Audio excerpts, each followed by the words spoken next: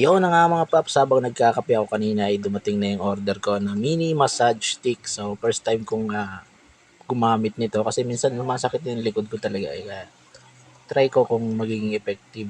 Kaya tara mga paps at samahan nyo akong tuklasin ang siyensya.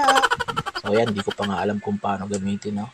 So tinatanggal siguro yung plastic na yan. At tatry ko na nga siyempre sa akin muna. So, tingnan natin kung marirelax nga ang mga kalamnan natin ito. So, yan. Nag-on siya.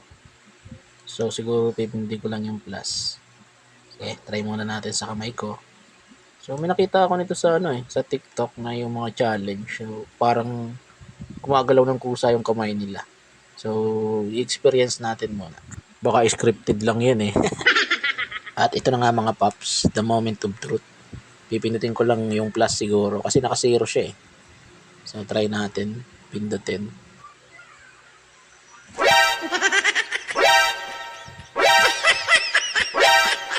So, yun mga paps, nakakagulat pala yung nag-camera pa eh. Ayun, papatayin ko sana pero lalong lumakas. Nataranta na eh. Grabe yun mga paps eh, oh. Nabigla kasi ako, ayun, sinipon na. Ay, maluha-luha pa ang mata. Pagkatapos nga nun ay siyempre hindi naman tayo papayag na ako lang ang makaranas niyan. Kaya yan, si QC papatry natin sa kanya. Hindi pa rin siya nakaka-try nito eh. Huwag mong subukan. Try mo ito mga. Masisira ang buhay mo. Ayan, gusto doon niya sa likod. So, pagbigyan natin, sa likod natin ilalagay. Tingnan natin kung ano magiging reaction niya. So, ilalagay na kita natin sa level 2. Ay, my God!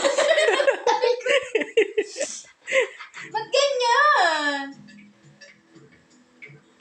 Kinukurot, parang kinukurot. Ba't sakit? Ba't sakit? Tanggalin mo na!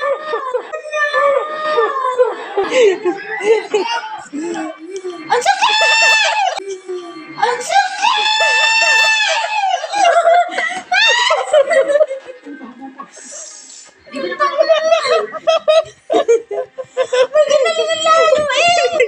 Nakaka-relax na.